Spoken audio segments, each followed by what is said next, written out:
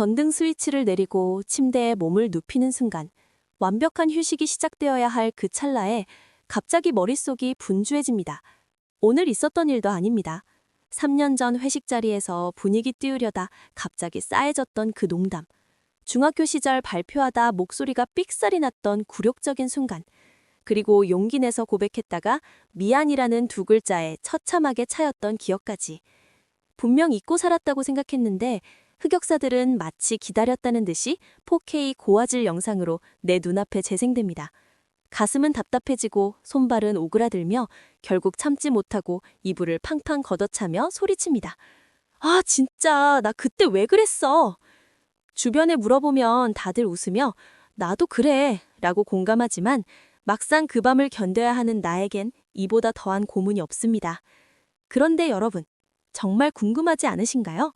왜 이 지독한 불청객은 유독 우리가 잠들려는 이 조용한 시간에, 그것도 십수년 전에 먼지 쌓인 기억까지 들춰내며 찾아오는 걸까요? 오늘 어쩌다 심리에서는 당신의 밤잠을 뺏어가는 이불킥의 심리학을 낱낱이 파헤쳐보겠습니다. 가장 먼저 왜 하필 잠들기 직전인가에 대한 비밀을 풀어야 합니다. 낮 동안 우리의 뇌는 전쟁터와 같습니다. 밀려드는 업무, 끊임없는 카톡 알림, 쏟아지는 유튜브 영상들. 뇌는 외부에서 들어오는 자극을 처리하느라 1초도 쉴 틈이 없습니다. 이때 뇌는 외부 정보를 받아들이는 집중 모드를 유지하죠. 하지만 불을 끄고 누우면 상황은 반전됩니다. 외부 자극이 마법처럼 사라진 순간 뇌는 비로소 내면으로 시선을 돌립니다. 심리학과 뇌과학에서는 이를 디폴트 모드 네트워크, DMN이 활성화된다고 말합니다. 쉽게 말해 외부 소음이 사라지자마자 뇌가 자동 항법 장치를 켜고 자기 혼자 생각의 서랍을 뒤적거리기 시작하는 겁니다. 낮 동안 바쁘다는 핑계로 서랍 구석에 대충 쑤셔 넣었던 찝찝한 기억들이 조용한 밤이 되자 하나씩 툭툭 튀어나오는 것이죠. 즉, 밤의 이불킥은 당신의 뇌가 낮에 미처 하지 못한 데이터 정리를 시작했다는 신호이기도 합니다. 그렇다면 여기서 의문이 생깁니다. 좋았던 기억도 많은데 왜 하필 창피하고 괴로운 것들만 먼저 나올까? 여기에는 인류의 생존이 걸린 지독한 본능, 부정 편향이 숨어 있습니다. 수만 년 전 우리 조상들에게는 행복한 기억보다 위험한 기억을 간직하는 것이 생존에 훨씬 유리했습니다. 어제 먹은 달콤한 과일의 맛보다 저 숲길에서 마주쳤던 맹수의 무서움을 기억해야 오늘 살아남을 수 있었으니까요.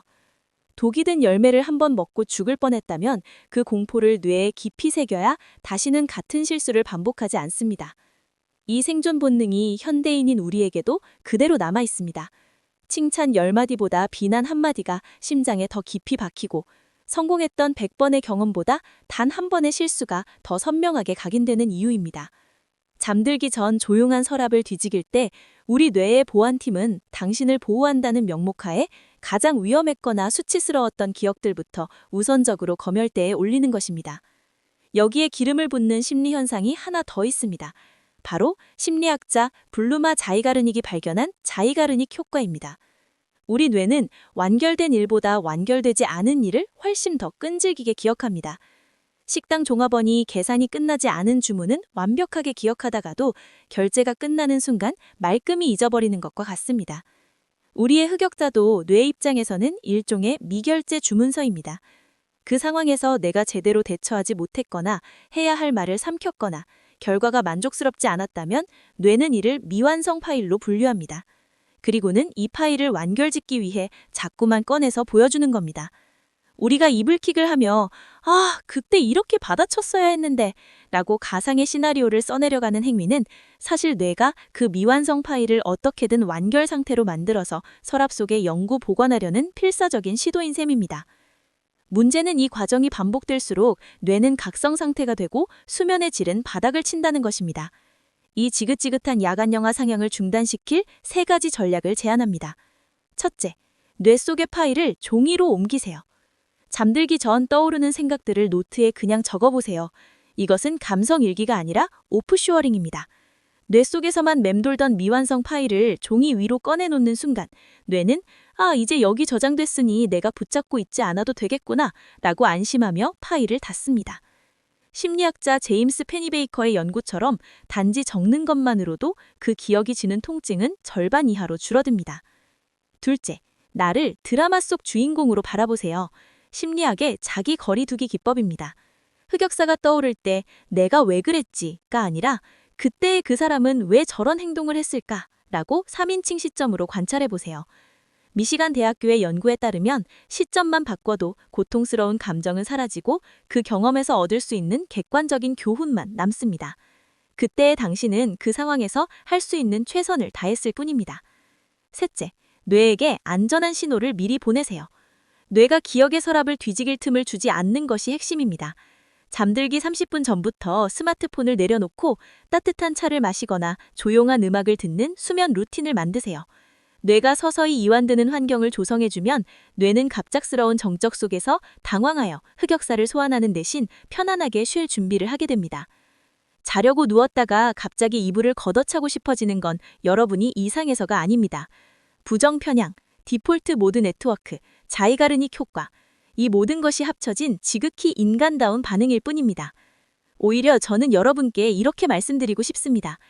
지금 과거의 모습이 부끄럽게 느껴진다는 건 당신이 그때보다 훨씬 더 괜찮은 사람이 되었다는 증거라고요.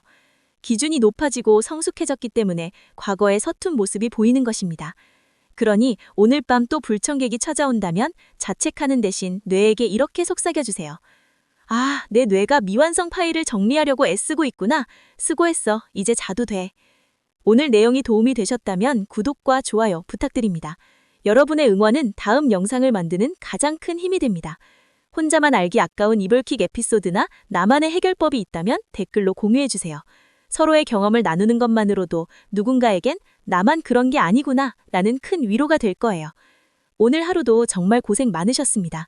이제 무거운 기억은 잠시 내려놓고 편안한 밤 되시길 바라며 저는 더 따뜻한 심리 이야기로 다시 돌아오겠습니다. 지금까지 어쩌다 심리였습니다.